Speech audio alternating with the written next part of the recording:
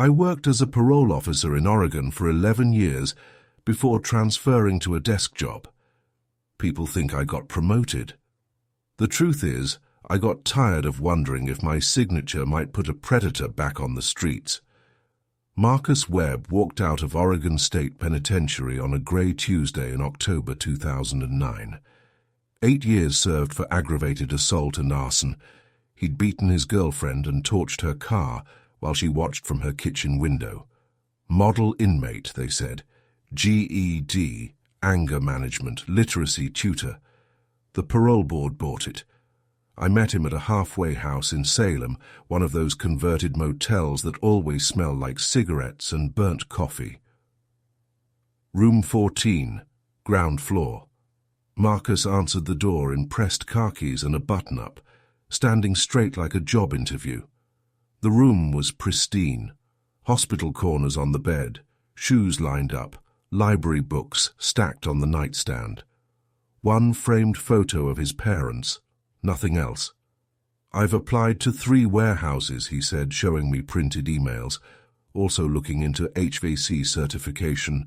Growing field, my counselor said. Perfect answers. Too perfect, maybe. Over 4 months, Marcus checked every box. Packaging facility job, never late, passed every drug test. His therapist sent glowing reports. The halfway house supervisor said he was quiet, polite, 0 problems. I started to relax. Then Detective Sarah Chen called. "You handle Marcus Webb?" My stomach dropped. What did he do? Nothing we can prove. But 3 women reported a man matching his description following them from grocery stores to their cars. Different stores, different neighborhoods. One got his plate. And? Registered to Marcus Webb. I drove straight to the halfway house. He wasn't there. I found him at work, at his station in the packaging facility. When he saw me, something flickered across his face. Not anger, but annoyance at an interrupted task. Outside on the loading dock, fluorescent lights buzzing overhead. I didn't waste time. "You following women, Marcus?" "No, sir. Absolutely not." "Police have reports, 3 women, your license plate." He shook his head, disappointed I'd even ask. "I shop at different stores for the best prices. Budget, you know. Maybe someone saw me leaving and got the wrong idea." Barely plausible, but not enough to violate him. "Stay away from women in parking lots. One more call, you're back inside." "Yes, sir." Completely understood. The reports didn't stop. A woman at Safeway said a man whispered, "I like your hair," in the checkout line. Another found a note on her windshield. "I saw you." Security footage from both stores showed Marcus Webb. I brought him in. He sat across from me in the conference room, fluorescent lights humming, that same measured calm in his voice. "I didn't write notes, I didn't whisper, they're mistaken. Cameras don't lie. Cameras show me shopping. That's not a crime." He was right, technically. 2 weeks later, Jennifer Holbrook woke to a hand over her mouth and a whisper in her ear. "I've been watching you for weeks." She fought, scratched his face deep enough to draw blood. He ran. Police arrested Marcus 6 hours later, fresh scratches down his left cheek. They searched his room. Under the mattress, in a shoebox lined with tissue paper, they found photographs. Dozens of them, all telephoto lens shots. Women shopping, walking to cars, through apartment windows. Underneath the photos, pressed flat like dried flowers, a Safeway receipt, a grocery list, a hair tie, a lost earring. Each item had a date written on the back in tiny, neat handwriting. He'd been collecting them. Little trophies. Jennifer identified him. The DNA matched. He went back inside, this time until his 60s. I still think about Marcus sometimes, about how close we came, how his pressed shirts and perfect attendance were just a performance. I keep that case file in my desk drawer. Some nights I pull it out and look at those dates, those tiny, neat numbers. The scary thing about predators isn't that they're monsters. It's that they know exactly how to look like everyone else. I supervised paroles in Northern California for 7 years. The most important lesson I learned: trust your gut, even when the paperwork says everything's fine. Raymond Oakes was 42 when he walked out of San Quentin after 15 years for voluntary manslaughter. Bar fight in the 90s, one punch, wrong angle. The victim hit his head on a pool table corner and never woke up. Ray took the plea, did his time quietly, soft-spoken, polite, a little broken. The kind of man who'd seen enough of prison to never want back. He did everything right.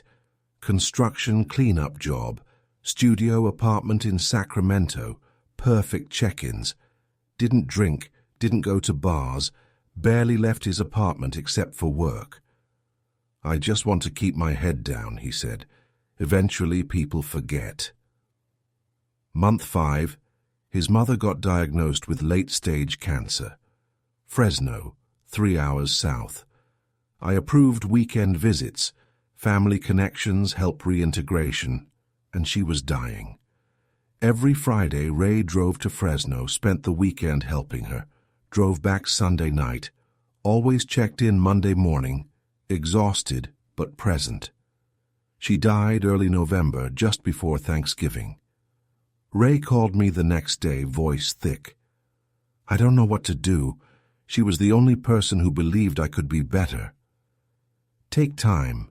Take the week. Just keep checking in." He did.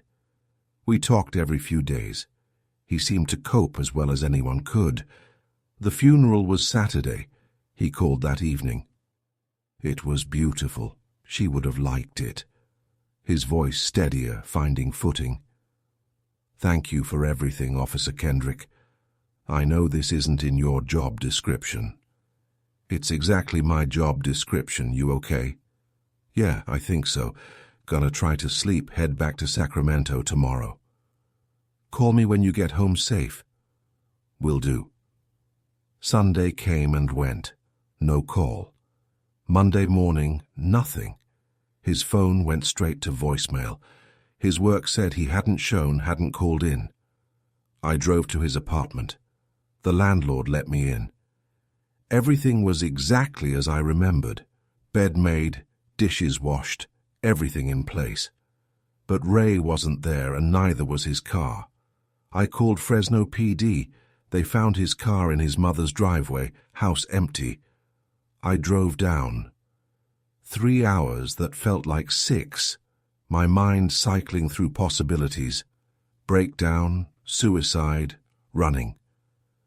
I was standing in his mother's living room, furniture covered in sheets, when my phone rang. Unknown number. "Officer Kendrick." Silence. Then breathing. "Hello?" "It's Ray." Relief washed over me. "Ray, where are you? You missed check-in. You're not at work." "I need to tell you something." His voice was hollow. "Wrong." "I'm listening." "I didn't kill that man in the bar fight." I paused. "Ray, you pled guilty." "I pled guilty because my lawyer said lighter sentence, but I didn't do it. My brother did." "Your brother?" "David. He died in a car accident in 2003 while I was inside. Drunk, went off an overpass. But that night in the bar, it was him. He threw the punch. I was just there." "Ray, why are you telling me this now?" Long silence. When he spoke, barely a whisper. "Because I just killed him." My blood went cold. "Killed who?" "The man who assaulted my mother." Everything stopped. The Fresno detective beside me sensed something wrong. "Ray, your mother died of cancer." "She did. But before that, when I was inside, A man broke into her house. She was 67. He hurt her. She never told anyone. Too ashamed. But she told me before she died. Told me his name, where he lived. Ray, listen very carefully. I found him. Watched him for months, every weekend visit. Waited until after the funeral. Went to his house. Made him understand what he'd done. Where are you right now? Doesn't matter. It does. I did 15 years for something my brother did. I'm not doing more time for something I meant to do. Ray, please. Tell them I'm sorry for the mess. Tell them I kept Mom's house clean for the next family. The line went dead. They found Carl Hutchins, 61, dead in his home an hour later. Blunt force trauma, signs of struggle, no forced entry. They found Ray 3 days later in a Reno motel. He'd checked in under his own name. When police entered, he was sitting on the bed, staring at the wall. He confessed immediately. First-degree murder. At sentencing, Ray stood and looked directly at me. I'm sorry I lied to you, Officer Kendrick. You were kind. But I'm not sorry for what I did. My mother spent 8 years afraid to sleep in her own house. Locked her bedroom door every night, knife under her pillow. That man stole her peace. No one did anything. So I did. 25 to life. I still think about that phone call, about the flatness in his voice. How he'd spent months planning it, using his dying mother as cover. How he sat across from me dozens of times, looking tired and sad, counting down to revenge. Sometimes when my phone rings with an unknown number, I let it go to voicemail just in case. The most dangerous parolees aren't the ones who can't control themselves, they're the ones who can. I worked as a parole officer in Washington State for 13 years before taking early retirement. People assume health issues. The real reason is I stopped trusting my own judgment. Christina Vale was 29 when she got out of the Washington Corrections Center for Women. 6 years served for vehicular manslaughter. She'd been driving drunk, ran a red light, T-boned another car. Michael Brennan, 33, elementary school teacher, died at the scene. BAC 19, twice the legal limit, 3 prior DUIs. The judge threw the book at her. We met at a coffee shop near her halfway house. She was small, maybe 5'3". Dark hair in a ponytail, eyes that looked decades older than 29. She ordered tea, didn't touch it. I know what you're thinking, she said. Another drunk driver who killed someone and wants sympathy. I don't want sympathy. I want to do my time, then disappear and try to forget I'm the reason a little boy grew up without a father. Most honest opening I'd ever heard. Michael Brennan's son, I said. How old? 7. Owen. He had a Spider-Man backpack. I saw it in court during sentencing. His grandmother was holding it. Most parolees can't remember their victim's name. Christina had memorized details about his child. She did everything right. Night shift at a grocery store, AA 3 times a week, religious check-ins. Quiet, kept to herself. The only thing she did for herself was paint. Art classes in prison discovered she had talent. Landscapes mostly, mountains, forests, rivers. She said it helped. When I'm painting, it's the only time I don't see his car spinning, the only time I don't hear the impact. Month 7, she asked to volunteer at an after-school art program. Community center in Tacoma, supervised, background-checked staff. I hesitated. Her offense involved a child losing his father, but technically her crime wasn't against children. I approved it.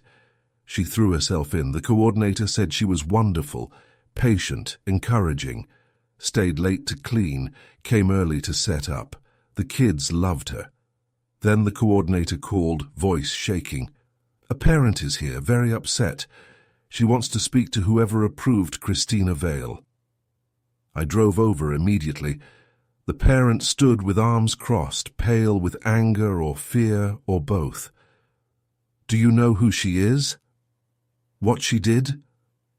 "I'm aware of Ms. Vale's offence. My son is in her art class. She's been teaching him for 2 months.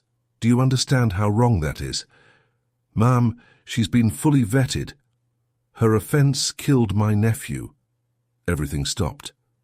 "Your nephew?" "Michael Brennan was my brother-in-law. Owen is my nephew.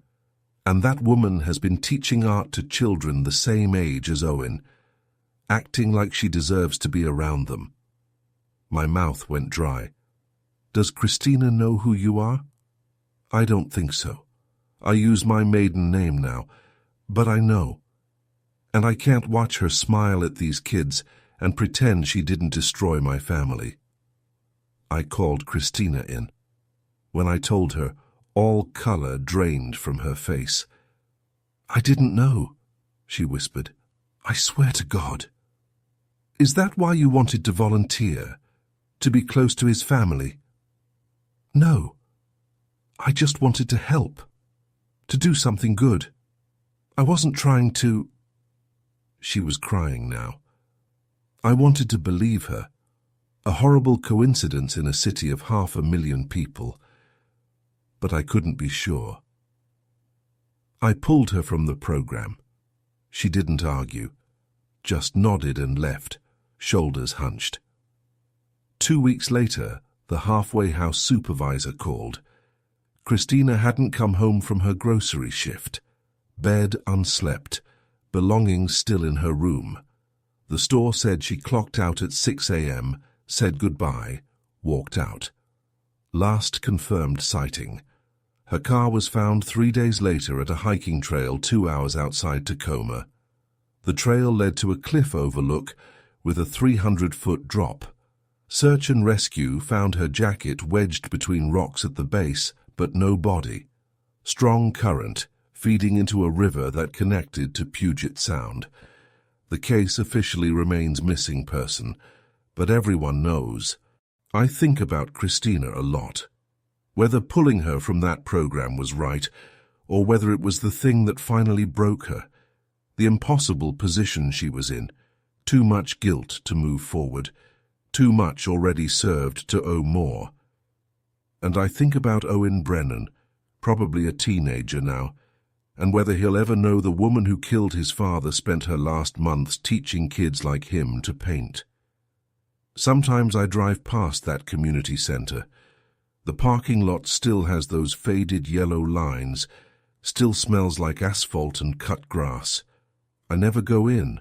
Some people say the system is about rehabilitation, others say punishment. I think sometimes it's just about consequences we can never escape, no matter how hard we try.